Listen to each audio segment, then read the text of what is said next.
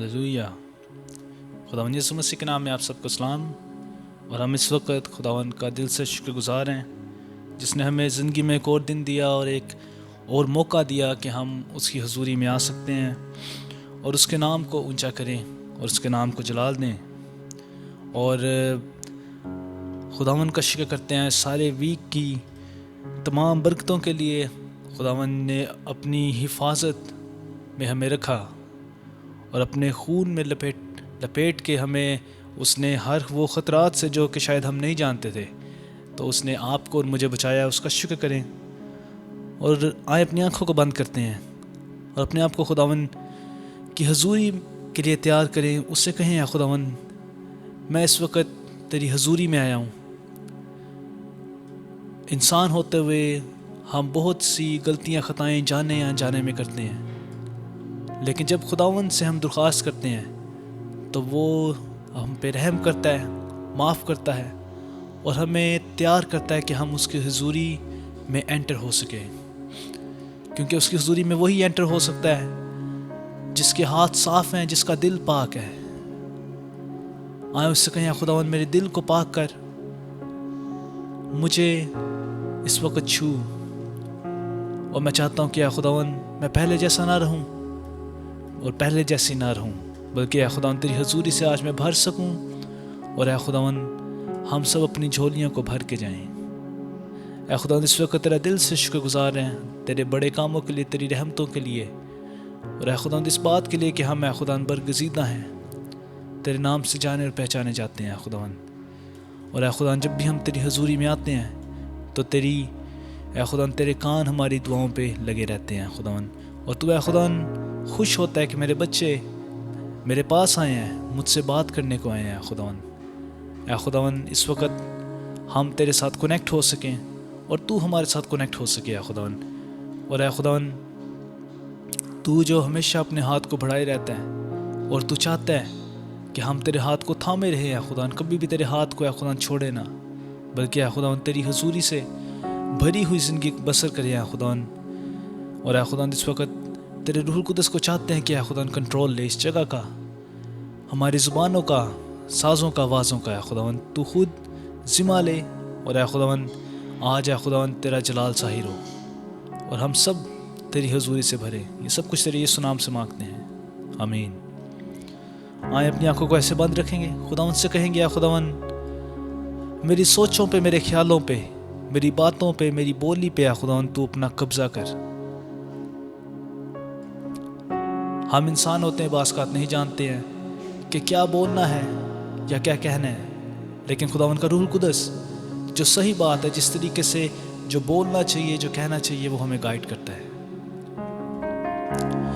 सोचों पे कब्जा, ख्यालों पे कब्जा, सोचों पे कब्जा, ख्यालों पे कब्जा, सांसों पे कब्जा, बातों पे कब्जा, सांसों पे कब्जा, बातों पे कब्जा। किसको कब्जा देना है? कर ले कब्जा है पाक रूह, कर ले कब्जा है पाक रूह, पाक रूह, कर ले कब्जा है पाक रूह, कर ले कब्जा है पाक रूह। आए मिलके पाक रूह को कब्जा दें और कहें, पाक रूह तू कब्जा कर मेरी जिंदगी पे।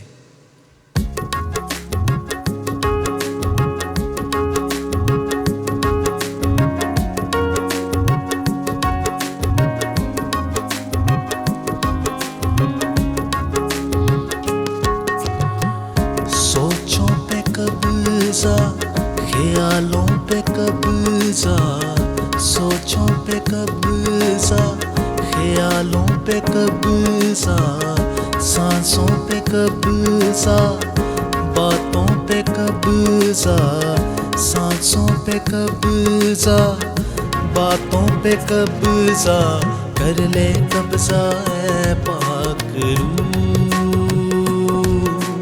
कर ले कब्जा ऐ पाक रूह, कर ले कब्जा ऐ पाक रूह,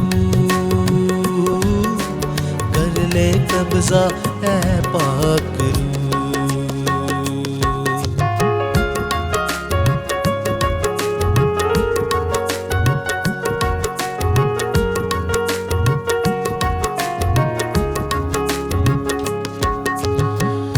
मालिक तू ही हर दम का है, मालिक तू ही हर दम का है, मरहम तू ही हर गम का है, मरहम तू ही हर गम का है। मालिक तू ही हर दम का है, मालिक तू ही हर दम का है, मरहम तू ही हर गम का है, मरहम तू ही हर गम का है। हर दम पे कब्जा, हर गम पे कब्जा, हर दम पे कब्जा, हर गम पे कब्जा, कर ले कब्जा ऐ पाक रूह, कर ले कब्जा ऐ पाक रूह, पाक रूह, कर ले कब्जा ऐ पाक रूह, कर ले कब्जा ऐ पाक रूह।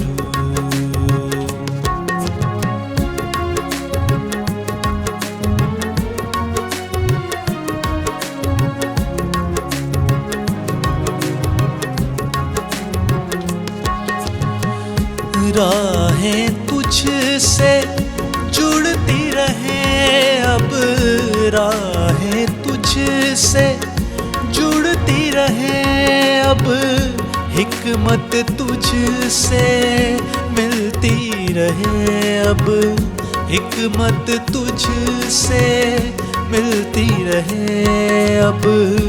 राहें तुझसे जुड़ती रहे अब, राहें तुझसे जुड़ती रहे अब, हिकमत तुझसे मिलती रहे अब, हिकमत तुझसे मिलती रहे अब। राहों पे कब्जा, हिकमत पे कब्जा, राहों पे कब्जा, हिकमत पे कब्जा, कर ले कब्जा ऐ पाक रूह, कर ले कब्जा ऐ पाक रूह, पाक रूह, कर ले कब्जा ऐ पाक रूह, कर ले कब्जा ऐ पाक रूह। जब भी अपना मुँह मैं खोलूं, जब भी अपना मुँह मैं खोलूं, हिकमत के ही जुमले बोलूं, हिकमत के ही जुमले बोलूं। जब भी अपना मुँह मैं खोलूं, जब भी अपना मुँह मैं खोलूं, हिकमत के ही जुमले बोलूं, हिकमत के ही जुमले बोलूं।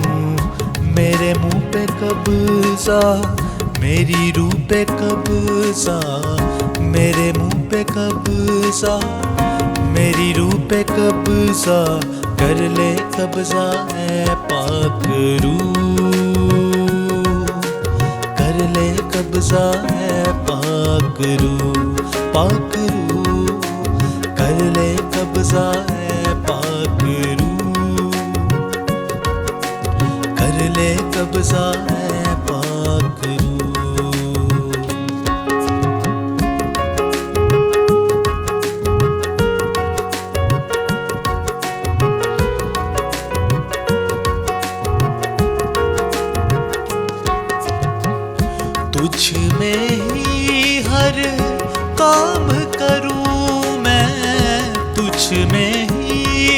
हर काम करूं मैं, जीवन तेरे नाम करूं मैं, जीवन तेरे नाम करूं मैं। तुझ में ही हर काम करूं मैं, तुझ में ही हर काम करूं मैं, जीवन तेरे नाम करूं मैं, जीवन तेरे नाम करूं मैं।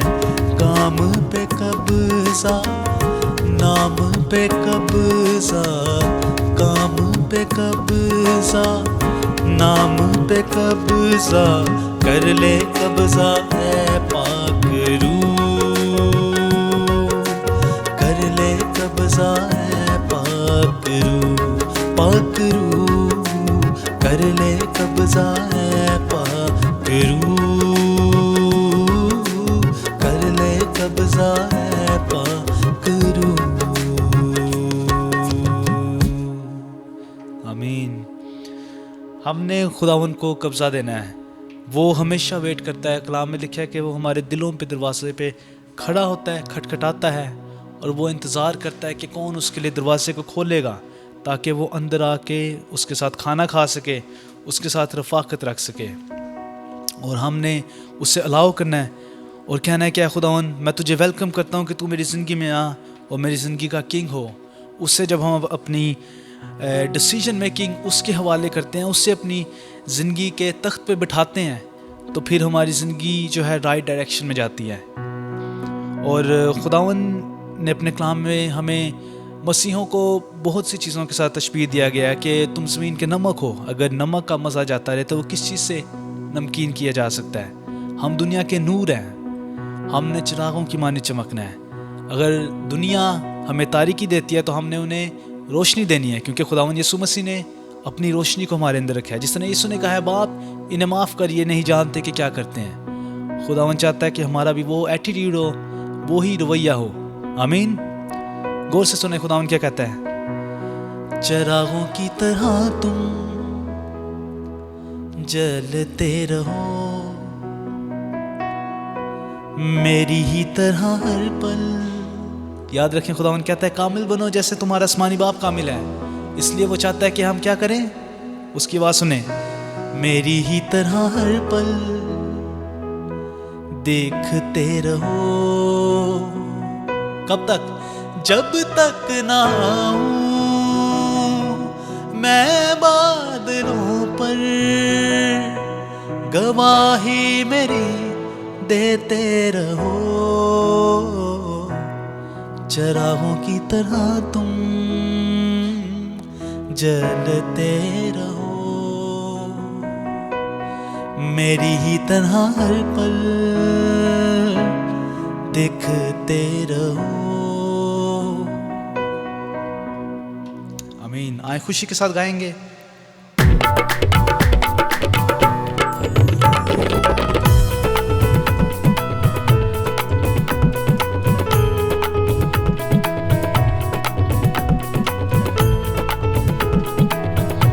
चिरागों की तरह तुम जलते रहो, मेरी ही तरह हर पल देखते रहो। चिरागों की तरह तुम जलते रहो, मेरी ही तरह हर पल देखते रहो। जब तक ना आऊं मैं बादलों पर, जब तक ना आऊं मैं बादलों पर, गवाही मेरी देते रहो। चिरागों की तरह तुम जलते रहो।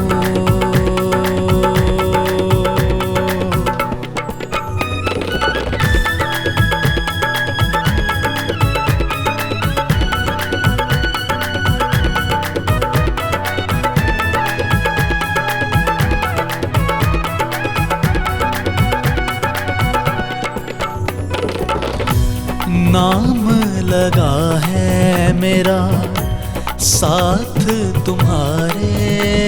आमीन। याद रखें उसने हमें खून से खरीदा हुआ है, इसलिए उसका नाम हमारे साथ लगा हुआ है। नाम लगा है मेरा साथ तुम्हारे, पहचान मेरी तो है दम से तुम्हारे। नाम लगा है मेरा साथ तुम्हारे, पहचान मेरी तो है दम से तुम्हारे। मैं हूँ तुम्हारा और तुम मेरे हो, मैं हूँ तुम्हारा और तुम मेरे हो। दुनिया से ये कहते रहो, चरागों की तरह तुम जलते रहो, मेरी ही तरह हर पल देखते रहो।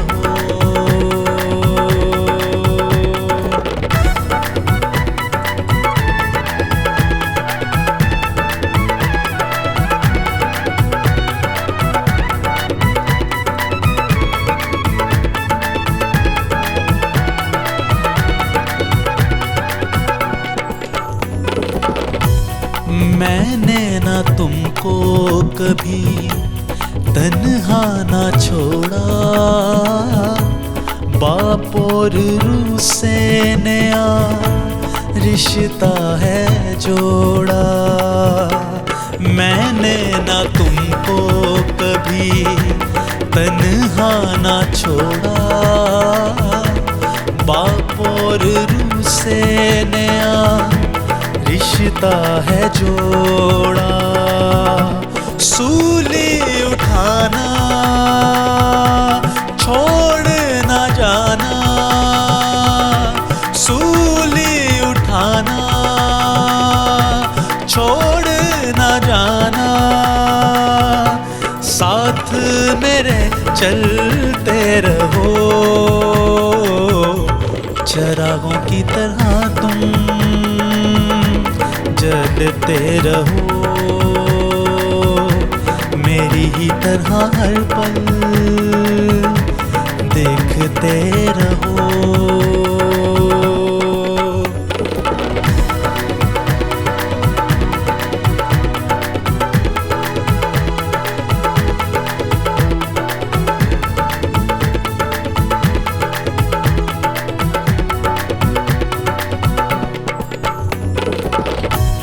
पसली से मेरी बहा जब खून का धारा,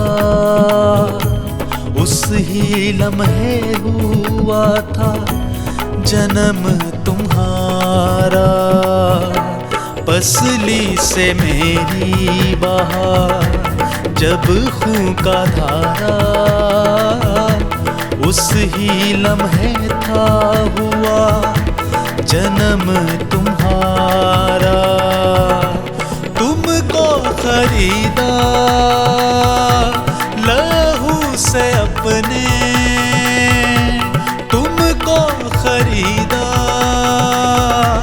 लहू से अपने। याद यही करते रहो, चरागों की तरह तुम जलते रहो, चरागों की तरह तुम जलते रहो, मेरी ही तरह हर पल दिखते रहो। जब तक ना आऊं मैं बादलों पर, जब तक ना आऊं मैं बादलों पर, गवाही मेरी देते रहो, चरागों की तरह तुम जलते रहो।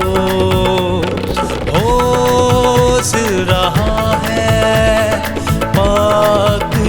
के जोर से होश हिल रहा है, पाक रूह के जोर से कलाम का इल्हाम का, कलाम का इल्हाम का, पाक रूह के जोर से, पाक रूह के जोर से होश रहा है, पाक रूह के जोर से होश रहा है, पाक रूह के जोर से।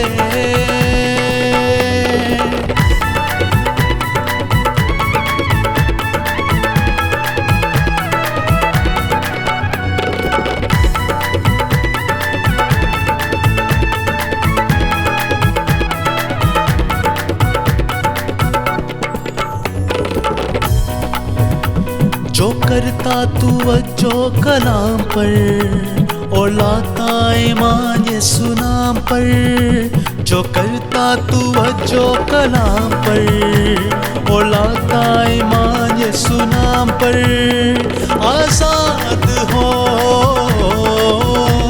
आबाद हो, आजाद हो आबाद हो, पाक रूह के जोर से, पाक रूह के जोर से होश रहा है, पाक रूह के जोर से होश हिल रहा है, पाक रूह के जोर से। जो धुलता मुकद्दस कलाम से और पाता गुसल रूहे पाक से, जो धुलता मुकद्दस कलाम से और पाता गुसल रूहे पाक से, वो पाक हो बेदाग हो, वो पाक हो बेदाग हो, पाक रूह के जोर से, पाक रूह के जोर से होश रहा है, पाक रूह के जोर से होश रहा है, पाक रूह के जोर से।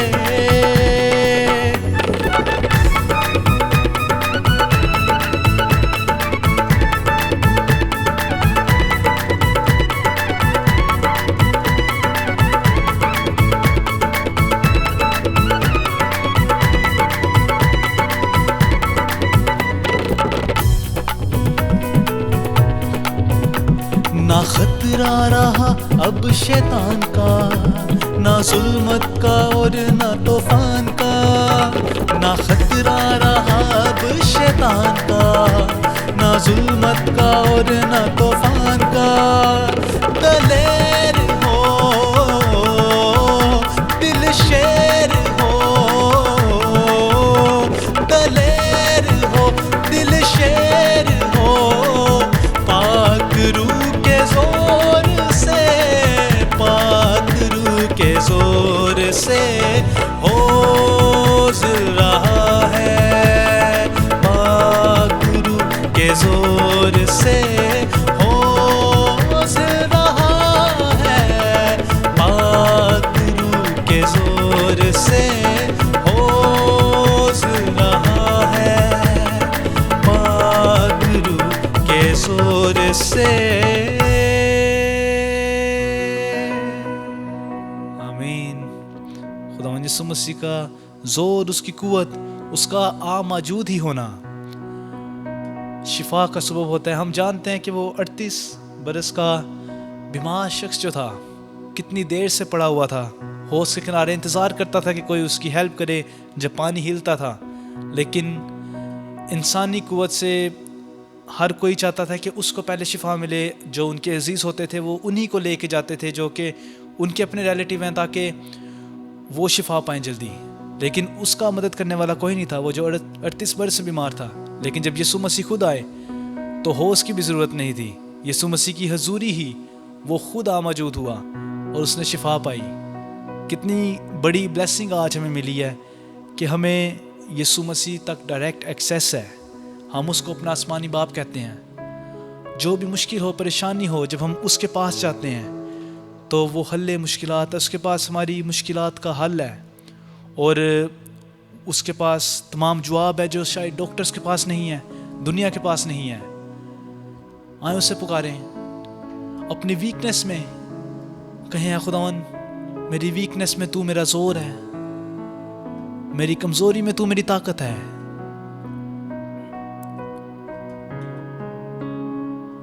याद रखें जब हम नाउम्मीद होते हैं, इसका मतलब ये नहीं है कि खुदावंद यीशु मसीह के पास उसका हल नहीं है। उसके पास हर चीज़ का हल है, कोई चीज़ उसके सामने मुश्किल नहीं है।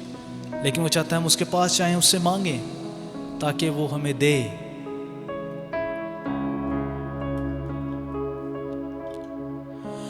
भारी भारी कदम उखड़े उखड़े से दम, अपने अपने नहीं, खुल गए सब भरम। रहम कर माफ कर, रूह के मसा से भर, है तेरा आसरा। आ मुझे थाम ले, तन में कुवत नहीं, मन भी मैला सा है। ऐ खुदावन खुदा, आ मुझे थाम ले, क्योंकि तन की कुवत है तू, यकीनन है खुदावन, आमीन। मन की शक्ति है तू, ऐ शाहे दो जहां, आ मुझे थाम ले।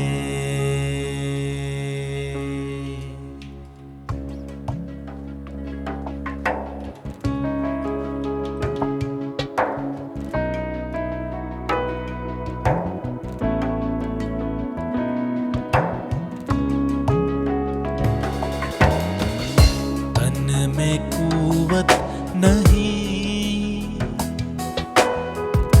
मन भी मैला सा है। ऐ खुदावन खुदा, आ मुझे थाम ले। तन की कुवत है तू, तन की कुवत है तू, मन की शक्ति है तू, शाहे दो जहां, आ मुझे थाम ले। तन में कुवत नहीं,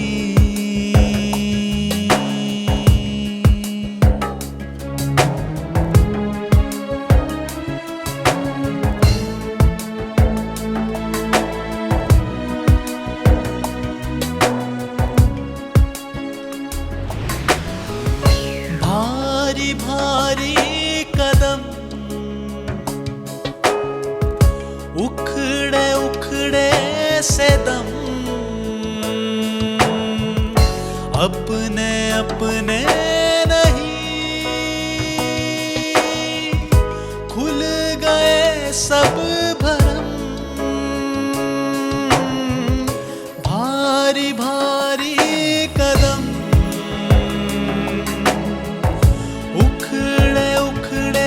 से दम अपने अपने नहीं, खुल गए सब भरम। रहम कर माफ कर, रूह के मसा से भर, है शाहे दो जहां, आ मुझे थाम ले। तन में कुव्वत नहीं,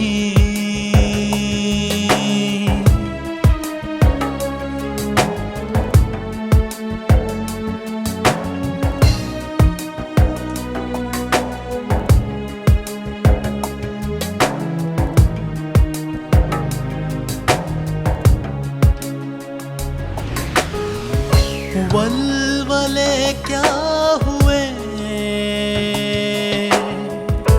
आशियां लुट गए, अश्क थमते नहीं, आसरे छुट गए। वल्वले क्या हुए,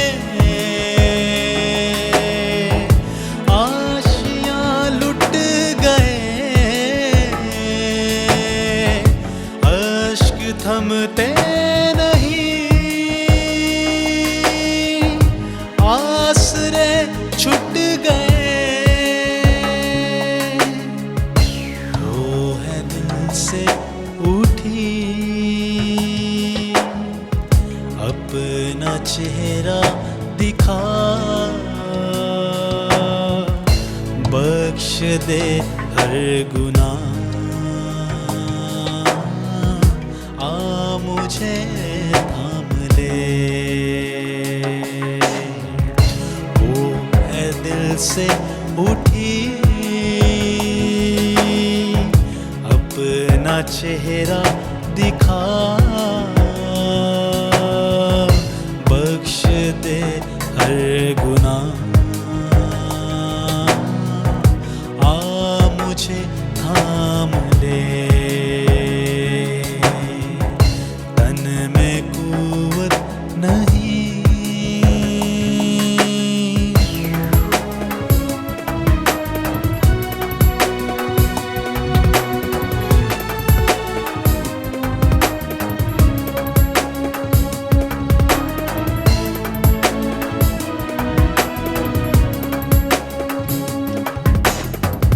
ज़ोरे बाजू है तू ही संगीत है, जिस्म जां की शिफा, तू मेरा मीत है। ज़ोरे बाजू है तू संगीत है, जिस्म जां की शिफा, तू मेरा मीत है। तूने सुन ली दुआ, शुक्रिया शुक्रिया,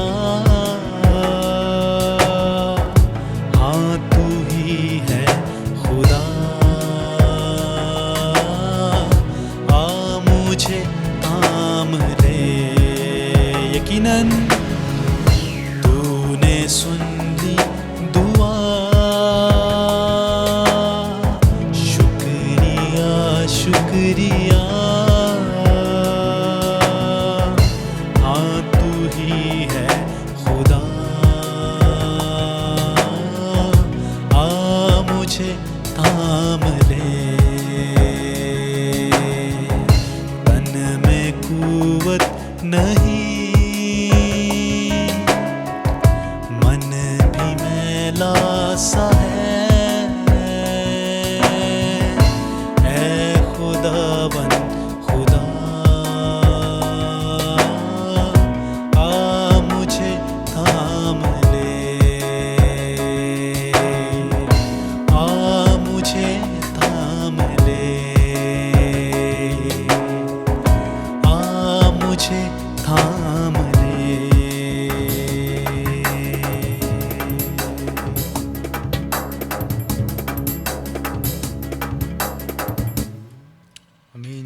उनका शुक्र करते हैं कि हम जब भी उसे पुकारते हैं वो मौजूद होता है, हमारी दुआओं पे हमेशा कान लगाए रहता है। वो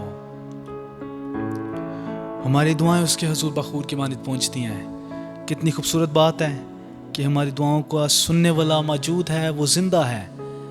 वो भी लोग हैं, हम देखते हैं एलिया और बाल के पुजारी, वो पूरा दिन उससे दुआ करते रहे ये सोच के कि वो हमारी सुनेगा, लेकिन वो ऐसे बुतों की इबादत करते हैं जो कि ना सुनते हैं ना उनके कान हैं, बल्कि आदमी के हाथों से ही बनाए गए हैं। लेकिन हम अपने ज़िंदा खुदावंद की, अपने क्रिएटर की इबादत करते हैं जिसने हमें अपने हाथों से बनाया है और इतना प्यार दिखाया है कि हमारी सूरत को अपनी हथेलियों पर खोद रखा है।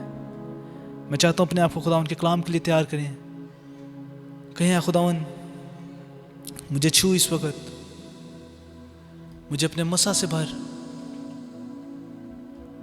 तेरा कलाम आज मेरी ज़िंदगी में जड़ पकड़े, मैं उस ज़मीन में से बनूं जो कि तेरे कलाम को खुशी से कबूल करता है और उस पर अमल करता है और सोगना फल लेकर आता है। ऐ खुदावन, हम अपने आप को खाली करते हैं खुदावन, और तेरे से दरख्वास्त करते हैं कि हमारे कानों को, हमारे दिलों को इस वक्त छू है खुदावन, मसा कर, ताकि तेरा कलाम जब हम सुने तो उसे रिसीव कर सकें, दुश्मन उसे चुरा के लेके ना जाए, बल्कि ऐ खुदावन तेरा कलाम जो कि खुदावन बेतासीर वापस नहीं लौटता, जो कीमती मोतियों की मानिद है खुदावन, तेरा जितना शुक्र करे उतना कम है। ऐ खुदावन इस वक्त अपने कलाम से हमें छू, अपने कलाम से भर, और ऐ खुदावन हम में से कोई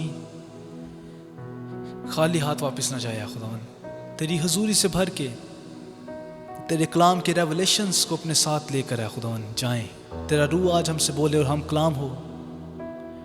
ये सब कुछ तेरे यीशु नाम से मांगते हैं, आमीन।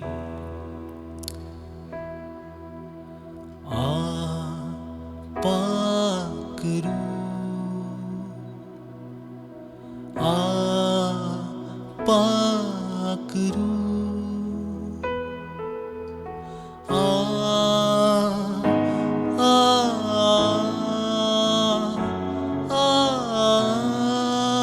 पाक रूह। कहें पाक रूह मेरी जिंदगी में आज अपने कलाम से काम कर, नया काम कर, एक बड़ा काम कर।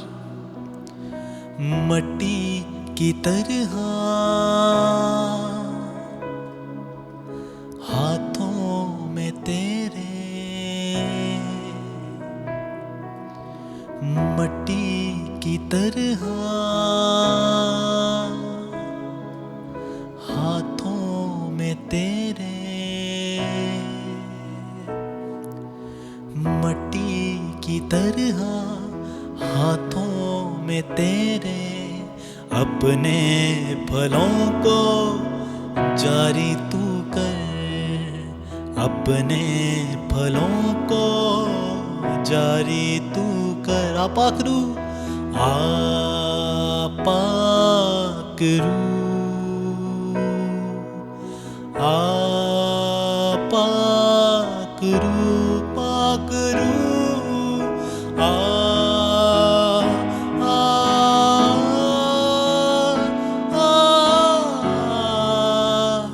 पाक रूह।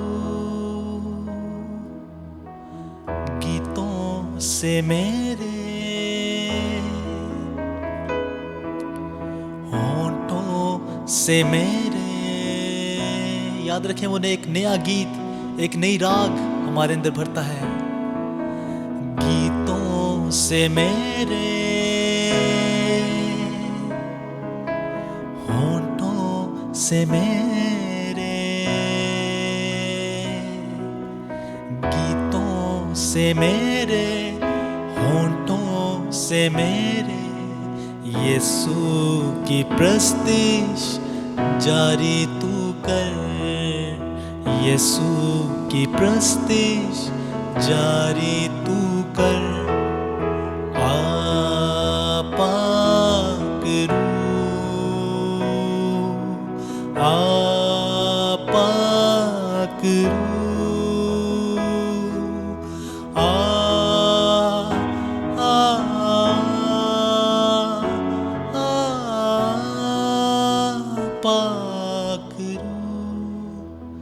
आप जिधर भी हैं, जिस भी जगह पर हैं, आए अपने दिलों पे हाथ रखें। खुदावन से कहें, या खुदावन मेरी दरख्वास्त है कि मुझे अपने रूह से भर। वो कहता है कि तुम्हें अगर मांगो तो तुम्हें रूह कुदस इनाम में क्यों ना दिया जाएगा। ये बहुत बड़ी ब्लेसिंग है। उससे कहें, या खुदावन मैं तेरे रूह का मसा चाहता हूँ। यीशु जी मुझको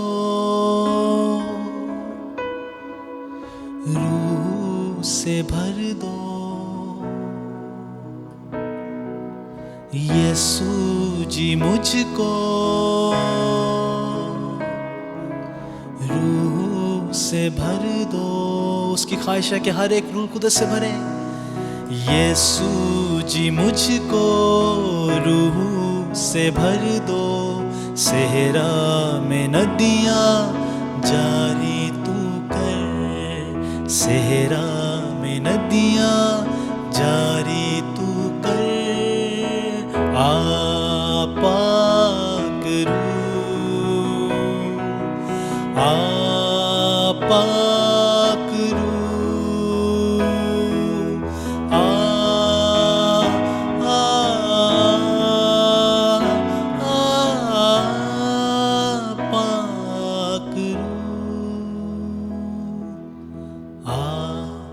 पाक रूह, पाक रूह,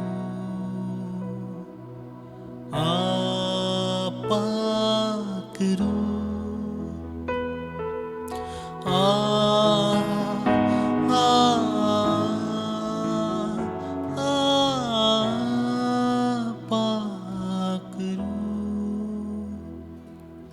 आमीन। पाक रूह, हम तैयार हैं। इस वक्त हमसे बोल, हमसे कलाम कर और अपने मसा से, अपने रेवलेशन से आज तो हमें भर। सब कुछ तेरे यीशु नाम से मांगते हैं, आमीन।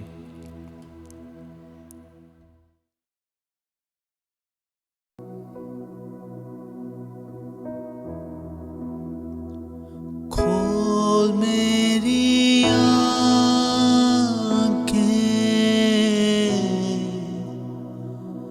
यीशु को देखूं,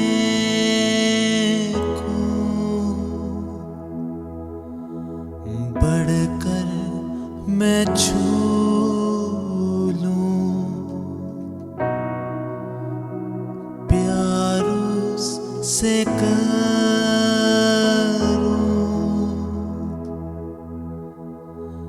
मेरे तू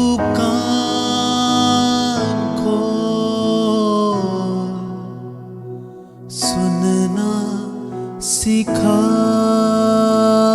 दे। खोल मेरी आँखें,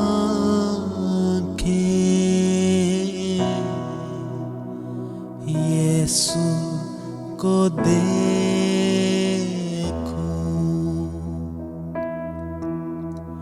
बढ़कर मैं छू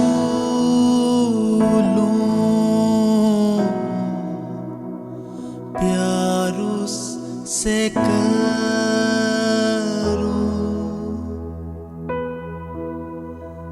मेरे तू कान खोल, सुनना सिखा दे। खोल मेरी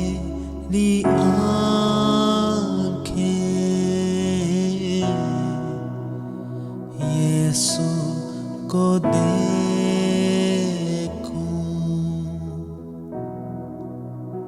यीशु को देखूं। हालेलुया। खुदा की तमजीद हो इस खूबसूरत और प्यारे मौके के लिए कि आज हमें फिर खुदा ने मौका दिया कि हम उसका कलाम सीखें। Praise the Lord for this beautiful moment that we could hear His word once again. आप सबको मेरी तरफ से, इमसिया की तरफ से सलाम। And greetings to all of you from myself and me. आइए हम अपनी आंखों को बंद करें और दुआ करें। Let's close our eyes and pray. खुदा बाप तेरा शुक्र हो, तेरी तारीफ़ हो, तूने हमें ये प्यारा मौका दिया ताकि हम तेरे ज़िंदा कलाम पे गौर करें। Lord, we thank you for giving us this time so we could focus on your word. तेरा शुक्र हो खुदावन तेरे प्यारे मुकाशफों के लिए, तेरी प्यारी बातों के लिए जो ज़िंदगी से भरी हुई हैं। We thank you for your revelations, for your word which are full of life. तेरा शुक्र हो तू जीना सिखाता है, You help us to live. तेरा शुक्र हो तू बोलना सिखाता है, You teach us how to speak. खुदावन तू चलना सिखाता है, You teach us how to walk. खुदावन तू अपने साथ मोहब्बत करना सिखाता And है, you teach us how to love you. तू हमें अपने आप को फील करना सिखाता है। You teach us how to feel you. खुदावंद हमें तो सिखाता है कि हम तेरे जज्बात को महसूस कर सकें, And you teach us to be able to realize your emotions. तेरी मौजूदगी और गैर मौजूदगी का एहसास कर सकें, To be able to recognize your presence. तेरी मौजूदगी को पाने के लिए दौड़ते हुए चले जाएं। Help us to continue to run to your presence. खुदावंद यीशु जी, इन सारी तेरी मोहब्बतों के लिए तेरा शुक्र हो। We thank you for all of this love. खुदा बाप, इस वक्त जब हम तेरे ज़िंदा आवाज़ को सुने तो आयु खुदावंद तू हमें टीच कर और हम तेरी हू बहू वैसी ही समझ को अपने अंदर लेना चाहते हैं जिस समझ के साथ तू हमारी समझ में अपनी बात डालना चाहता है, Lord, when we hear your word, help us to understand it through your understanding. क्योंकि हमने सब कुछ मांगा यीशु के नाम We में। ask this in the name of Jesus. Amen. Amen. आज हम खुदा के कलाम मुक़द्दस में से सीखेंगे मुकाशफा उसका 7वां बाब। We will learn Revelation chapter 7.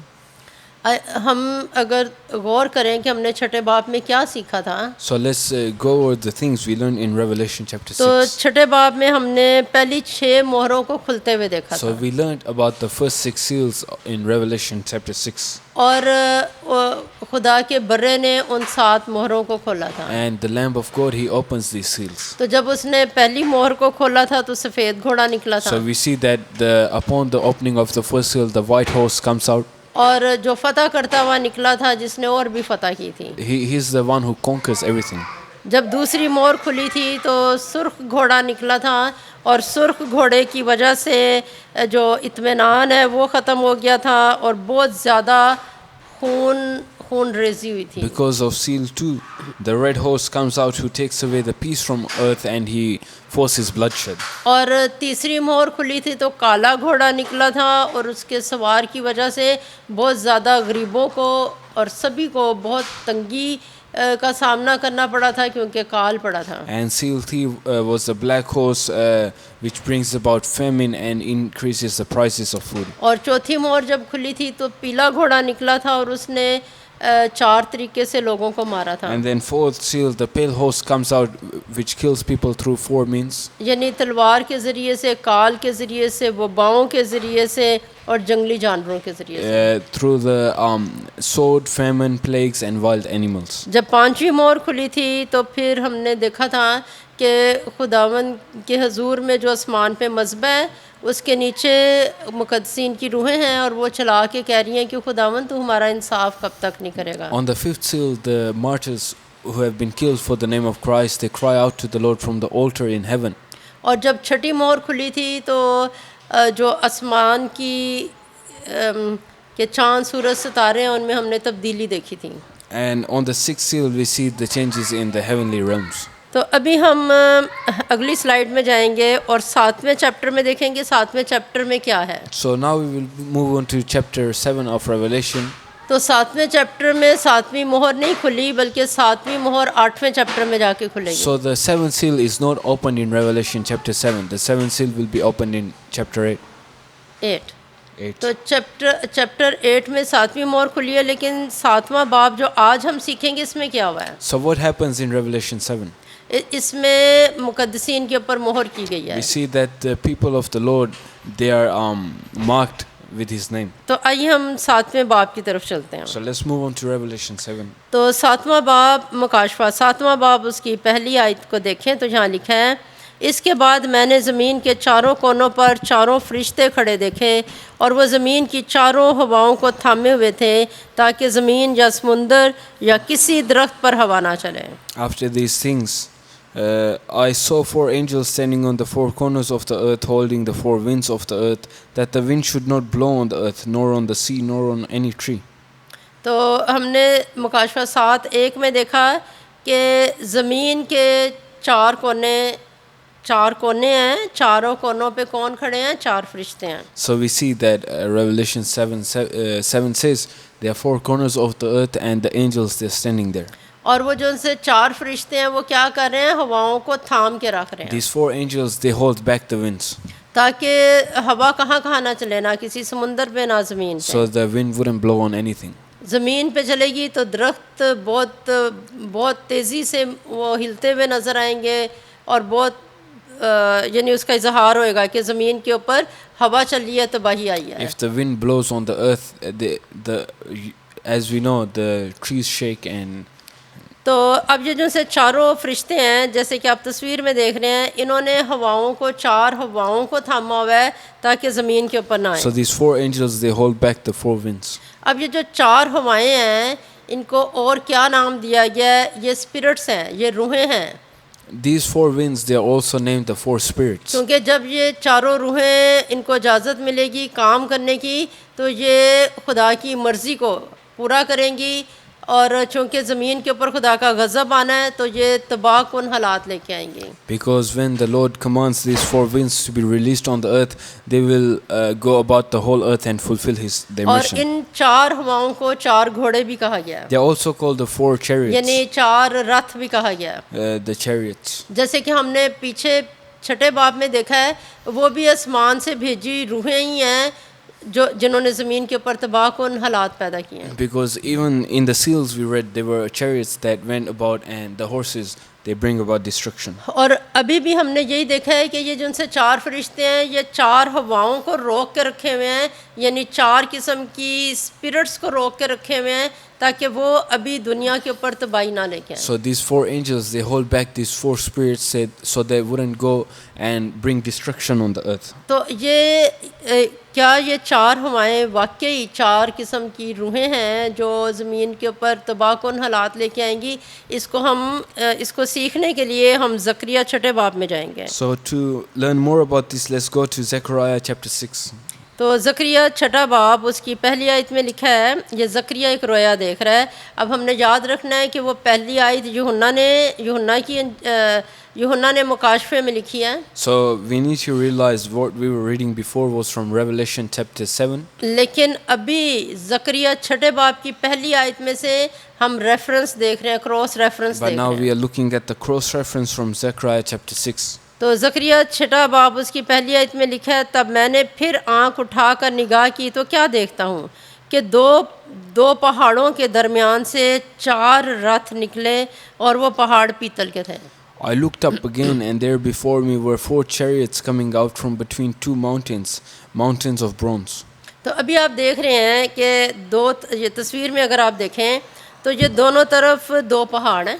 So in the photo there you can see there are 2 mountains. तो 2 पहाड़ हैं और वो किस धात के हैं? वो पीतल के मेटल के हैं। And they are made out of bronze. और ये जो पीतल है, पीतल किस चीज़ को जाहिर करता है? खुदा की जजमेंट को, खुदा की अदालत को जाहिर करता And है। as we know, bronze represents the judgment of God. और खुदा की अदालत को जाहिर करने के लिए यानी कि 2 पहाड़ हैं, अदालत को जाहिर कर रहे हैं, और इनके बीच में से कितने रथ निकले हैं? 4। So the 2 mountains, they represent the judgment of God, and from between these mountains the chariots. और ये जो उनसे 4 रथ हैं, इनके मतलब हम आगे देखते हैं दूसरी आयत में। So let's read more about these chariots. बल्कि 5वीं आयत में हम जाएंगे, लेकिन और अगर आप चाहें आप ज़रूर इस हिस्से को पढ़ें, लेकिन हम 5वीं आयत में देखते हैं क्या लिखा हुआ है। So let's go to verse 5. और फरिश्ता ने मुझे जवाब दिया कि ये आसमान की 4 हवाएं हैं जो रब्बुल आलमीन के हुजूर से निकली हैं। The angel answered me, these are the 4 spirits of heaven going out from standing in the presence of the Lord of the whole earth. तो जैसे कि अभी हमने पहले ये बात की थी कि वो जो 4 फरिश्ते हैं 4 हवाओं को थामे हुए हैं, और ये 4 क्या हैं? 4 घोड़े हैं, 4 स्पिरिट्स हैं। So we know that these chariots, they are the 4 spirits being held back. तो ये किसके हुजूर से निकली हैं? रब्बुल आलमीन के हुजूर से The निकली हैं। Bible says they have come out of the presence of the Lord. और ये बात कौन किसको बता रहा है? फरिश्ता ज़करिया को बता रहा है। And the angel is telling all this to Zechariah in a vision. और अब हम कुछ और इन 4 हवाओं के मतलब दानियल की किताब में से भी सीखते हैं। Let's also read Daniel chapter 7. तो दानियल 7वां बाब दूसरी आयत में लिखा है, दानियल ने यूं कहा कि मैंने रात को एक रोया देखी और क्या देखता हूँ कि आसमान की 4 हवाएं समुंदर पर ज़ोर से चलीं। Daniel said, "In my vision at night I looked, and there before me were the four winds of heaven, churning up the great sea." तो दानियल को खुदावंद ने एक रोया दिखाई है कि ज़मीन की चार हवाएं हैं, आसमान की चार हवाएं समुंदर के ऊपर ज़ोर से चली हैं. So we see that the Lord has shown him the four winds being churned up on the sea. और क्या हुआ है? And what happens? आसमान की हवाएं हैं और जब ज़मीन पे चली हैं तो समुंदर से, तीसरी आयत में लिखा है दानियल 7:3, और समुंदर से चार बड़े हैवान जो एक दूसरे से मुख्तलिफ थे निकले. And then says, four great beasts, each different from the other, came up out of the sea. तो समुंदर क्या है? ये दुनिया है. So the sea represents the world. तो दुनिया में से हम ये चार बादशाहतें जिन्होंने इसराइल को और बाकी दुनिया को फतह किया, हमें ये नज़र आती हैं. And then we see these four kingdoms that conquered the earth तो coming हम out. इस वक्त क्या सीख रहे हैं कि जब आसमानी हवाएं ज़मीन के ऊपर चलती हैं तो तब्दीलियाँ रूनुमा आती हैं. So we see that when the winds of heaven they come on earth, changes occur. हम अगली स्लाइड में जाते हैं. यहाँ पर अगर हम ये जो लिखा हुआ है उसको मैं ऐसे ही पढ़ती हूँ. यहाँ लिखा है ज़मीन की चारों हवाएं, जो इसका हेडिंग है. चार आसमानी रूहें हैं जो खुदा की तरफ से ज़मीन पे भेजी जाती हैं ताकि ज़मीन पर हैरत अंगेज़, गैर मामूली या तबाहकुन काम करें. इनका असर आलमगीर सतह पर होता है, शुमाल, जनूब, मशरिक़, मगरिब, अतराफ़ पर, यानी दुनिया के चारों कोनों पर. Four winds of the earth are four spirits of heaven sent by God to do remarkable, unusual or devastating work. It affects on all four directions, north, south, east and west. और अगर हम इनके हवाला जात को देखें जैसे कि लिखा हुआ है और आप इसको अगर पढ़ें तो आपको और ज़्यादा सीखने को मिलेगा. वो क्या है? ज़बूर 78 39 आयत, यर्मिया 22 और 49, फिर यर्मिया 49 बाब 36 आयत, हिजकियल 37 बाब 9वीं आयत, दानियल 7वां बाब 2री आयत, ज़करिया 2 बाब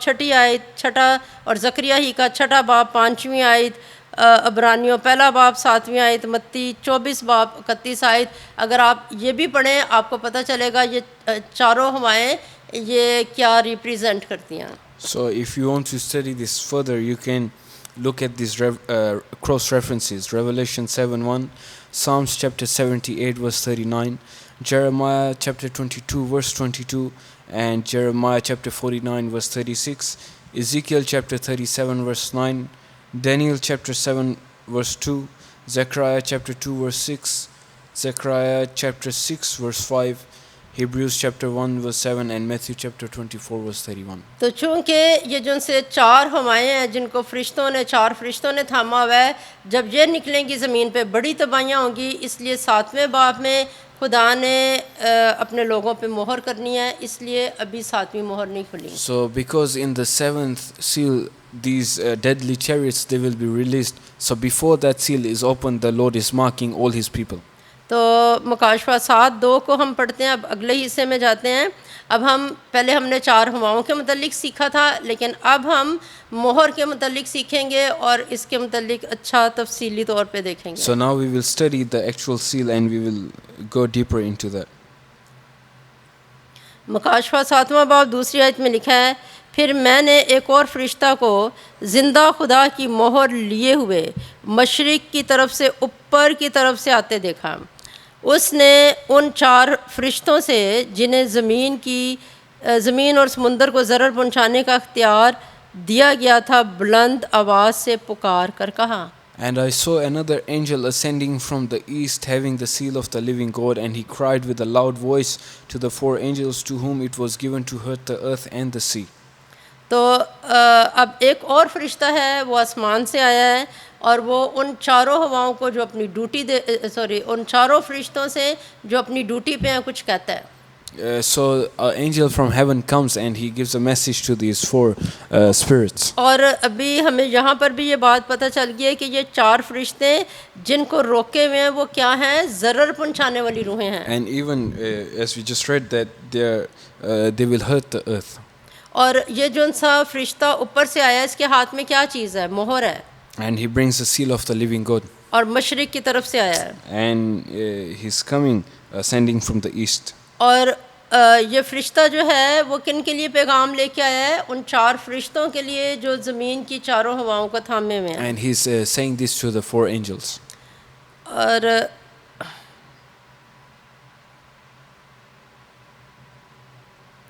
वो क्या कहता है? वो कहता है तीसरी आयत में कि जब तक हम अपने खुदा के बंदों के माथे पर मोहर ना कर लें, ज़मीन या समुंदर या दरख्तों को ज़रर ना He's पहुँचाना। saying, hurt not the earth, neither the sea nor the trees, till we have sealed the servants of our God in their foreheads. तो वो क्या कह रहे हैं कि हम पहले खुदा के लोगों के माथे पे मोहर कर लें, उसके बाद इन हवाओं को छोड़ना, और वो हवाएं क्या करेंगी? समुंदर को भी ज़रर पहुँचाएंगी, ज़मीन को भी ज़रर पहुँचाएंगी, ज़मीन के दरख्तों को, सब चीज़ों को ज़रर पहुँचाएंगी। So he's saying, first let us seal the people of God on their foreheads, then you can go and hurt the earth. तो जो खुदा के लोगों के ऊपर मोहर होगी वो मखसूस हैं खुदा के लिए, और उनको नुकसान नहीं होगा। So these seals, they are only for the servants of the Lord. अब हम इस मोहर के मुतल्लिक़ खुदा के कलाम में से कुछ सीखते So हैं। now let's study more about the seal from the तो word of God. इफ्सियों पहला बाब 13वीं आयत में लिखा हुआ है, उसी में तुम पर भी जब तुमने कलाम हक़ को सुना जो तुम्हारी निजात की खुशखबरी है, और उस पर ईमान लाए, पाक मौदा रूह की मोहर लगी। Ephesians chapter 1 says, and you also were included in Christ when you heard the message of truth, the gospel of your salvation. When you believed, you were marked in him with the seal, the promised Holy Spirit. तो जैसे कि आप इस तस्वीर में देख रहे हैं, यहाँ पे 2 इन्वानात हैं, पुराना आदम और नया आदम। So as you can see, there are 2 headings. It says old man and then new man. तो जो पुराना नया आदम है, दोनों के अंदर क्या चीज़ें हैं? जहन हैं, जज्बात हैं, मर्ज़ी है। So the old man, they both of them, they have a mind, they have emotions, and they have a will. तो जो पुराना आदम है उसका जो सा जहन है वो खुद गर्जी पे अपनी ज़ात के ऊपर लगा होता है, लेकिन जो नया आदम है वो खुदा की तरफ उसका ध्यान होता है, उसका मरकज़ खुदा होता है। So the old man, his mind is self-centered, और नए and the आदमी new का, man is God-centered. और फिर जो पुराना आदम है वो उसके जज्बात में क्या होता है? उसकी जो अपने जज्बात हैं, अपनी फीलिंग्स हैं, वो मरकज़ वही होता है, लेकिन जो नया आदम है वो खुदा के हुक्मों के ऊपर ध्यान देता है। And the old man, his emotions, they are feeling oriented, but the new man is command oriented. और फिर पुराना आदम जो है उसकी जो ख्वाहिशात हैं वो उसके ऊपर गलबा पाती हैं, लेकिन जो नया आदम है उस पर खुदा का पाक रूह कंट्रोल करता And है। the old man is desire dominated, but the new man is spirit controlled. तो जो नया आदम है, यानी कि जब हम पुरानी इंसानियत से नई इंसानियत में दाखिल होते हैं, हम खुदा के कलाम को सुनते हैं। So when we change from the old man to the new man, firstly we hear the word of God, और ये जो खुदा का कलाम है ये हमारे जहन को बदलता है, and this transforms our mind. हमें ईमान लाने की तौफीक देता है, It helps us to believe on Christ. और आसमान पर बड़ी खुशी होती है, खुदा अपने फरिश्तों के साथ खुशी करता है कि ये मेरा बच्चा बन गया है। And there is a big celebration on heaven that he has now become my child. और जब हम निजात पाते हैं हमारे पे कुछ निशानी लगती है, पाक वादा की हुई मोहर जो है वो हमारे ऊपर लग The जाती है। Bible says we are then marked with the seal of the promised Holy Spirit. लेकिन अब वही जिनके ऊपर पहले से मोहर लगी हुई है, इस वक्त फरिश्ता कह रहा है कि मैंने इनके ऊपर दोबारा इस वक्त के लिए मोहर करनी है ताकि इनको कुछ नुकसान ना हो। But the angel is saying now I have to seal these people for this time. फिर हम इफ्सियों पहला बाब 14वीं आयत देखें, यहाँ लिखा है, वही खुदा की मिल्कियत की मखलसी के लिए हमारी मिरास का बयाना है ताकि उसके जलाल की सताइश हो। Who is a deposit guaranteeing our inheritance until the redemption of those who are God's possession to the praise of his glory. तो खुदावंद हमें क्या सिखा रहा है कि ये जो पाक रूह की मोहर हम पे लगी है जब हमने निजात पाई है, So the Lord is teaching us that the seal that was given was put on us when we heard the word of God. ये हमें ये हमारी मिरास का बयाना है, हमारी मिरास जो आगे भी हमें मिलेगी, जो हम हमेशा की ज़िंदगी जिसमें गुजारेंगे, वो वाली मिरास का जो बयाना है वो रूहुल कुदस की मोहर की सूरत में हमारे ऊपर है। Yes, so it is a deposit guaranteeing our inheritance, and that's the Holy Spirit. और हम खुदा की क्या हैं? हम खुदा की मलकियत हैं, and we are the possession of God, हम खुदा का विरसा हैं, यानी उसकी दौलत है हम खुदा की। and we are His prized possessions. लिखा हुआ है वही खुदा की मिल्कियत की मखलसी, खुदा की मलकियत हम हैं और हमारी मखलसी के लिए खुदा ने हमें बयाने के तौर पे रूहुल कुदस दिया है। So He says, for those who are God's possession and marked in Him with the seal, the promised Holy Spirit. तो हमारे ये जो मोहर लगी है इससे क्या होगा? हमारी मखलसी होगी, हमारी मखलसी के लिए ये हमारे ऊपर लगाई गई है। So it has been placed on us for our salvation. जैसे कि अभी हमारे सामने ये बात साबित हुई है कि एक बड़ी तबाही दुनिया पे आने वाली है, लेकिन एक फरिश्ता मशरिक की तरफ से एक मोहर लेके आया है कि मैं मोहर शुदा लोगों के ऊपर ये मोहर करने के लिए आया हूँ। Because as we read, a big destruction is about to come on the earth, but the angel is marking the people of God with the seal. इससे हम क्या सीखते हैं कि आखिरी वक्त में भी उन लोगों पे मोहर नहीं हो सकती जिन पे पहले मोहर नहीं है। So even in the last times, people who are not of God, they will not be sealed. तो जब खुदा की मोहर हमारे पे लगी है, जब हम यीशु को कबूल हमने किया, इससे क्या ज़ाहिर होता है? वक्तन फ़वक्तन जलाल खुदा को मिलता रहता है। हमारी ज़िंदगी में जो इब्लीस परेशानियां लेके आता है तो खुदा उसे शिकस्त देता है और हमें अपनी फ़तह देता है। इस तरह से हम उसके जलाल की सताइश का बाइस बनते रहते हैं। And the Lord, He conquers over the devil, and through this we praise His name. फिर इफ्सियों चौथा बाब उसकी 30 आयत में भी इस मोहर के मुतल्लिक लिखा हुआ है। क्या लिखा हुआ है? और खुदा के पाक रूह को रंजीदा ना करो जिससे तुम पर मखलसी के दिन के लिए मोहर हुई है। Ephesians chapter 4 verse 30 says, and do not grieve the Holy Spirit of God, with whom you were sealed for the day of redemption. तो हमें फिर यहाँ पे ये बात पता चलती है कि हमारी मखलसी के लिए पहले से हम पे मोहर हो चुकी है। मखलसी हर वक़्त की मखलसी, हर वक़्त की डार्कनेस की कुव्वतों से मखलसी। So we see that we have been redeemed from the spirits of darkness and we have been sealed. तो खुदा का कलाम कहता है तुम्हें एक दफ़ा पाक रूह मिल गया, इसकी बड़ी हिफाजत करो, इसे उदास ना करना, इसे जाने ना देना। The Bible says once you have received the Holy Spirit, do not grieve Him. हम इसी मोहर के मुतल्लिक फिर दूसरा करंथियों उसका पहला बाब और 21 आयत में 21 और 22 आयत में भी देखते हैं। So let's read 2 Corinthians chapter 1. लिखा हुआ है 21-22 आयत में, और जो हमको तुम्हारे साथ मसीह में कायम करता है और जिसने हमको मसा किया वो खुदा है, जिसने हम पर मोहर भी की और बयाना में रूह को हमारे दिलों में दिया। Verse 21 and 22 says, now it is God who makes both us and you stand firm in Christ. He anointed us, set His seal of ownership on us and put His Spirit in our hearts as a deposit guaranteeing what is to come. हम इस तस्वीर में देखें तो ये जो एक bluish और पर्पल सी का कलर में लिखा हुआ है कि ये शख्स ने सबसे पहले क्या किया है? खुदा के कलाम को सुना है। So in the photo there you can see that firstly the man he hears the word of God. फिर रेड कलर में जो लिखा हुआ है ये खुदा के कलाम पर ईमान लेके आया, यानी सबसे पहली बात है कि वो उसने अपने कानों से यानी अपने जिस्म को फिजिकली किसी जगह पे गया है जहाँ पे उसने खुदा के कलाम को सुना है। So firstly he hears the gospel physically.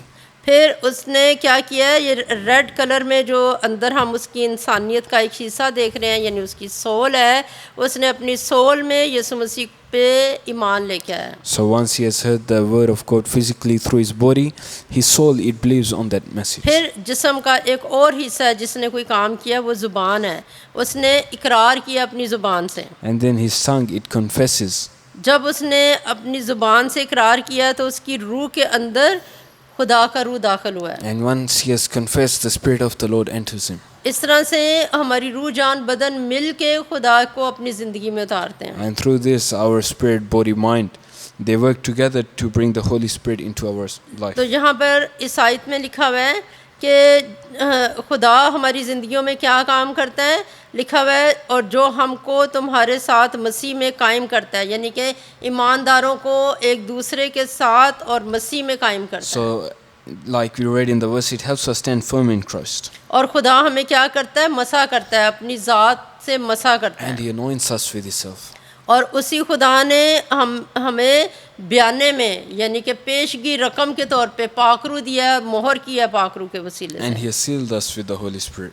Hallelujah, खुदा की तारीफ हो। फिर हम मुकाशफा 9 बाब 4 आयत में इस मोहर के मुतल्लिक़ कुछ और सीखते हैं। Let's read more about this from Revelation 9. 9:4 में लिखा है, और उनसे कहा गया कि उन आदमियों के सिवा जिनके माथे पर खुदा की मोहर नहीं, ज़मीन की घास या किसी हरियावल या किसी दरख्त को ज़रर ना पहुँचाना। The locusts were told not to harm the grass of the earth or any plant of the tree, but only those people who did not have the seal of God on their foreheads. तो मुकाशफा 9:4 में जब हम 9वें बाब को study करेंगे, उसकी 4 आयत में भी इस मोहर के बारे में लिखा हुआ है कि टिड्डियों को क्या कहा गया। टिड्डियों, तुमने कहा गया कि उन आदमियों के सिवा जिनके माथे पे खुदा की मोहर नहीं है, जिनके माथे पे मोहर नहीं है, सिर्फ उसे ही नुकसान पहुंचाना है। So we see the locusts, they are told, don't harm anyone except those who don't have the seal on them. और इसके अलावा ज़मीन की घास है, यानी कि एक तरफ अगर 2 ग्रुप बना लें, एक ग्रुप में कौन है जिन्होंने यीशु को कबूल नहीं किया, दूसरे ग्रुप में कौन है ज़मीन की जो सी सारी जो नेचुरल चीज़ें हैं उनको तुमने नहीं नुकसान पहुंचाना, सिर्फ जिन पे खुदा की मोहर नहीं उनको नुकसान पहुंचाना है। So the angel is saying don't harm the grass or anything, only those who have not accepted Christ. और जैसे कि आप इस तस्वीर में देख रहे हैं, ये बहुत बहुत बहुत भयानक वक़्त होगा। And as you can see in the picture, it will be a very terrifying time. फिर हम इसी मोहर के मुतल्लिक बहुत प्यारी और तालीम को सीखते हैं। हिजकियल 9वें बाब 1 आयत को देखेंगे हम। So let's look at Ezekiel 9:1. यहाँ लिखा है हिजकियल, ये हिजकियल की रोया है। It's the vision of Ezekiel. फिर उसने बुलंद आवाज़ से पुकार कर मेरे कानों में कहा कि उनको जो शहर के मुंतज़िम हैं बुला, हर एक शख्स अपना मोहल्लिक हथियार हाथ में लिए हो। Then I heard God call out in a loud voice, bring near those who are appointed to execute judgment on the city, each with a weapon in his hand. तो हिजकियल सुन रहा है, और जो आसमानी मखलूक है, एक जो है वो दूसरे को पुकार के कुछ कह रहा है, और वो क्या कह रहा है कि जो शहर के मुंतज़िम हैं उनको नज़दीक बुलाओ। So he's near the city and he's hearing angel, Holy One, say to the other one that call upon the appointed ones. तो इसका मतलब है कि जो भी शहर हैं उनके ऊपर उनका इंतज़ाम संभालने वाले आसमानी मखलूक उनको बुलाया गया है। So the heavenly beings, they are being called upon. और ये कौन सामने आया है? कुछ लोग सामने आए हैं, कुछ आसमानी मखलूक सामने आई है, जिनके हाथ में क्या है? मोहल्लिक हथियार हैं, जान लेने के लिए हथियार And हैं। they have a weapon in their hands. और फिर दूसरी आयत में लिखा है, और देखो 6 मर्द ऊपर के फाटक की राह से जो शुमाल की तरफ है चले आए, और हर एक मर्द के हाथ में उसका खून रेज हथियार था। And I saw 6 men coming from the direction of the upper gate with faces north, each with a deadly weapon in his hand. तो जो हिजकियल है वो अपनी रोया में देख रहा है कि ये जो मुंतज़िम है शहर के, ये 6 आसमानी मखलूक हैं। So there are 6 beings. और वो देखता है कि ऊपर के फाटक की राह से जो शुमाल की तरफ से है वो चले आए हैं। And they are coming from the upper gate. तो अपर गेट से शुमाल की तरफ से वो आए हैं। हर एक के हाथ में क्या है? दोबारा से मोहल्लिक They have हथियार a है। deadly weapon in their hands. फिर दूसरी आयत का अगला हिस्सा, और उनके दरमियान एक आदमी कतानी लिबास पहने था और उसकी कमर पर लिखने की दुआत थी। सो वो अंदर गए और पीतल के मज़बा के पास खड़े हुए। With them was a man clothed in linen who had a writing kit at his side. They came in and stood beside the bronze altar. तो ये जो पीतल का मज़बा है ये कहाँ पे था? ये हैकल के सहन में था। And this bronze altar was in the courtyard of the temple. तो इस वक्त हिजकियल देख रहा है कि वो जो 6 मुंतज़िम हैं उनके अंदर एक 7वां भी है। So Ezekiel is seeing that in these 6 people there's also a 7th man. तो वो जो 7वां है उसके बारे में वो क्या बता रहा है कि उसका लिबास कैसा है? कतानी लिबास है। The 7th man, he is wearing a linen cloth. और उसकी कमर के ऊपर एक चीज़ है, वो क्या है? लिखने की दुआत है। and he has a writing kit at his side. और लिखा हुआ है सो वो अंदर गए, यानी ये 6 मुंतजिम और वो जो वो कतानी लिबास पहने हुए है, जिसके हाथ में दुआत है, जिसकी कमर पे दुआत है, वो सारे के सारे कहाँ गए हैं? हैकल के अंदर गए So हैं। these people, they go inside the temple और वो कहाँ खड़े हुए हैं? जाके पीतल के मज़बा के पास खड़े हुए हैं, and they go stand near the bronze altar जहाँ पर कुर्बानियाँ चढ़ाई जाती where हैं। the तो तीसरी आयत को देखें, और इसराइल के खुदा का जलाल करोबी पर से जिस पर वो था उठकर घर के आस्ताना पर गया। Now the glory of the God of Israel went up from above the cherubim where it had been and moved to the threshold of the temple. तो ये खुदा के कंट्रोल के नीचे सब कुछ हो रहा So है। everything is happen under the control तो of God. खुदा का जलाल जो है वो हम ऊपर की तस्वीर में देखें, ये 4 करोबी हैं, इनके ऊपर खुदावंद की हुजूरी हम देखते हैं। अब वो करोबियों पे से उठ के तो हैकल के आस्ताना पे खुदा का जलाल ज़ाहिर होता है। So the glory of God goes up from the threshold. यहाँ पर वो तीसरी आयत में हमें तीसरी आयत का अगला हिस्सा क्या पता चलता है?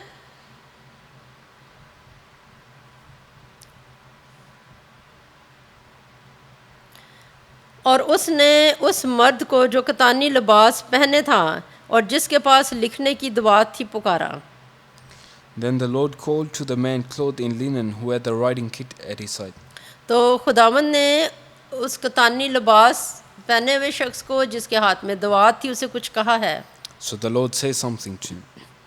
आगे चौथी आयत में देखते हैं, ये हिजकिय्याल 9:4 है, लिखा हुआ है, और खुदावंद ने उसे फरमाया कि शहर के दरमियान से, हाँ, यरूशलेम के बीच से गुज़र और उन लोगों की पेशानी पर जो उन सब नफ़रती कामों के सबब से जो उसके दरमियान किए जाते हैं, आहें मारते और रोते हैं, निशान कर दें।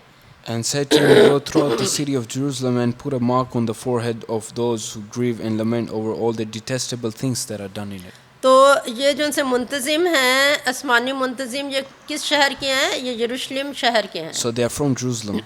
और वो जो कतानी लिबास पहने हुए शख्स है, उसे एक हुक्म खुदावंद ने दिया है कि तू कहाँ से गुज़र? यरूशलेम के बीच से गुज़र। And the man with the linen, he's ordered to go throughout Jerusalem. और तूने क्या काम करना है कि लोगों की पेशानी के ऊपर मोहर करनी है। And he's to put a mark of the Lord on the foreheads. किन लोगों की पेशानी पे मोहर करनी है? जो खुदा के लोग हैं। Those who are the people of God. और जो खुदा के लोग हैं उनकी निशानी क्या है? वो गलत कामों के साथ एग्री नहीं करते हैं, बल्कि उनको देख के रोते हैं, उनके लिए शफायत करते हैं, उनके ख़त्म हो जाने के लिए आहें भरते हैं। These are the people of God who don't agree with the evil, but they stand, they cry out for it.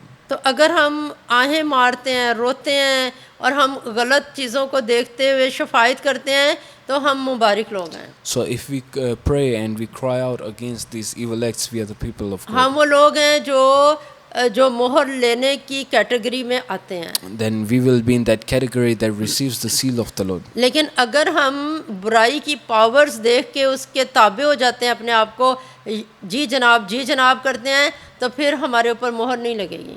But if we look at evil and we say we just agree with everything going on, we will not receive the seal. फिर हम हिजकिय्याल 9:5 को देखें तो यहाँ लिखा है, उसने मेरे सुनते हुए दूसरों से फरमाया कि उसके पीछे पीछे शहर में से गुज़र करो और मारो, और तुम्हारी आंखें रियायत ना करें और तुम रहम ना करो। As I listened, he said to the others, follow him through the city and kill without showing pity or compassion. तो यहाँ पे खुदावंद कह रहा है कि ये जो सा कतानी लिबास वाला शख्स है, ये खुदा के लोगों पे मोहर करेगा, और बाकी जो 6 मुंतजिम हैं वो बाकी सब लोगों को जिनके माथे पे मोहर नहीं है उन्हें मारेंगे। So the man in the linen with the kit, he will put a seal on the people of God, and those who are not of God, the 6 men, they will kill them. और खुदावंद ने क्या कहा है कि बगैर रहम किए बस मार दो। And he's saying, show no compassion or pity. यहाँ हम हैकल की तस्वीर देख रहे हैं कि ये लोग क्या कर रहे हैं, ये मूरत की इबादत कर रहे हैं। You can see they are worshipping an idol. और जो हमने अभी पीछे एक तस्वीर देखी थी, अगर हम स्लाइड नंबर 20 पे चले जाएं, तीसरी आयत में, यहाँ पर हम एक मूरत को देखते हैं जो सामने खड़ी है, हैकल के सामने खड़ी है, और ये गैरत की मूरत है। and you can see an idol placed at the front of the temple. और ये जो इसराइली लोग थे ये इसकी भी इबादत करते थे। And the Israelites used to worship that idol. ये सूरज को भी देवता मान के उसकी इबादत They करते used to थे। also worship the sun. तो ये सब कुछ बहुत ही दुख भरी And this बात is है। very sad. हम अगली आयत पे जाते हैं, हिजकिय्याह 9:6। यहाँ पे लिखा है, तुम बूढ़ों और जवानों और लड़कियों और नन्हे बच्चों और औरतों को बिल्कुल मार डालो लेकिन जिन पर निशान है उनमें से किसी के पास ना It जाओ। says, slaughter the old men, the young men, and the women, the mothers and the children, but do not touch anyone who has the mark. तो खुदावन हमें क्या बताता है कि अगर हमारे नन्हे बच्चे हैं, हम कभी सोचते हैं नन्हे बच्चों ने तो क्या कसूर किया, लेकिन ज़मीन के ऊपर आसमान पे वो चूँकि उन्होंने कोई कसूर नहीं किया, वो आसमान पे जाएंगे। ज़मीन के ऊपर अगर वालिदैन खुदा के साथ चल रहे हैं तो उनकी वजह से बच्चे रास्तबाज होंगे या नाराज़ होंगे। So even though we may think a child has never committed sin, but as you can see that a child because of their parents they are considered righteous or unrighteous. तो खुदावंद ने कहा नन्हे बच्चे भी, उन पे भी रियायत ना करो, औरतों लड़कों जवानों सबको मार डालो जिनके ऊपर मोहर नहीं है। The Lord is saying, slaughter the old men, the young men and the women, but do not touch anyone who has the mark. हम हिजकिय्याह 9:6 का अगला हिस्सा देखें। यहाँ लिखा है, और मेरे मकदिस से शुरू करो। तब उन्होंने उन बुजुर्गों से जो हैकल के सामने थे शुरू किया। Begin at my sanctuary. So they began with the old men who were in front of the temple. तो ये हैकल की तस्वीर को फिर हम देखते हैं। यहाँ पे क्या हो रहा है कि हैकल के अंदर, यरूशलेम के अंदर, हैकल के अंदर लोग बुत परस्ती कर रहे हैं। So once again on the picture on that slide you can see people worshipping idols. और ये क्या कर रहे हैं, सतून इन्होंने खड़े किए हैं, उनकी इबादत कर रहे हैं, तमूज पे नोहा कर रहे हैं। And they are crying out for Tammuz, they are worshipping idols. तो हमने आज बहुत ही प्यारी बातें सीखी हैं मोहर की अहमियत के बारे में। And we have learned beautiful things regarding the seal. तो बहुत ही हम मोहतात रहें कि क्या खुदा की मोहर रूहुल कुदस के वसीले से हम पे मोहर हुई, हमने खुदा को रंजीदा तो नहीं किया, इस मोहर को मिटा तो नहीं दिया। So we have to be very careful whether or not we still carry the seal of the Lord. ये मोहर ही सर्टिफिकेट है जिसे हम दिखाएंगे तो खुदा हमारे ऊपर हर लम्हे के लिए मोहर रखेगा, आगे भी मोहर करता रहेगा। This seal is the certificate that we will enter the kingdom of heaven. खुदावंद हमारी मदद करे कि रूहुल कुदस को रंजीदा ना करें, मोहर को मिटने ना May दें। the Lord help us to never grieve the Holy Spirit. आमीन। Amen. आइए हम दुआ करें। Let's pray. खुदा बाप तेरा शुक्र हो, तेरी तारीफ़ हो, तूने हमारे ऊपर मोहर की है। Lord, we praise you for sealing us. खुदावंद हम बहुत शुक्रगुज़ार हैं। खुदावंद तूने हमें बताया है कि जिन पे रूहुल कुदस की मोहर नहीं है, जिन्होंने तुझे रंजीदा किया हुआ है, उनके लिए तेरा हुक्म है कि इनको ख़त्म कर दो। And as we read in your word that you said those who don't have your seal, kill them. खुदावंद तूने कहा तुम दुनिया में मुसीबत उठाते हो, लेकिन खातर जमा रखो मैं दुनिया पर गालिब आया हूँ। You said even though you are persecuted on this earth but have overcome the world. खुदावंद जब तूने सलीब पे चढ़ना था, तूने शागिर्दों को कहा था कि तुम अब रोते हो और दुनिया जो है वो खुश होती है, लेकिन तुम्हारा मातम ही खुशी में बदल जाएगा। Even to your disciples you said that even though you weep, but your weep will turn into happiness. आए खुदावंद जब तक हम तेरे पास नहीं आते हैं, खुदावंद हम दुश्मन के भेजे हुए मातमों से अपनी मोहर को मिटने ना दें। Lord, help us to not give up on our seal because of these persecutions. तेरा शुक्र हो खुदावंद, तू हमारे अंदर रह के हमें अपने से बात करना सिखाता है। And you help us to listen to your voice. तेरा शुक्र हो। We thank you. आज की बहुत अजीम बरकत के लिए तेरा शुक्र हो, We thank you for your blessing today. क्योंकि हमने सब कुछ मांगा यीशु के नाम In में। Jesus' name we ask. Amen. Amen. ऐ हमारे बाप, तू तू जो जो आसमान पर है, तेरा नाम पाक माना जाए, तेरी बादशाहत आए, तेरी मर्जी जैसे आसमान पर पूरी होती है ज़मीन पर भी हो। हमारे रोज़ की रोटी आज हमें दे, और जिस तरह हम अपने कसूरवारों को माफ़ करते हैं, तू भी हमारे कसूर हमें माफ़ कर, हमें आजमाइश में ना पड़ने दे, बल्कि बुराई से बचा, क्योंकि बादशाहत और कुदरत और जलाल हमेशा तेरे ही हैं। आमीन। खुदावंद तुझे बरकत दे और तुझे महफूज रखे। खुदावंद अपना चेहरा तुझ पर जलवागर फरमाए और तुझ पर मेहरबान रहे। खुदावंद अपना चेहरा तेरी तरफ मुतवज्जो करे और तुझे सलामती बख्शे। आमीन।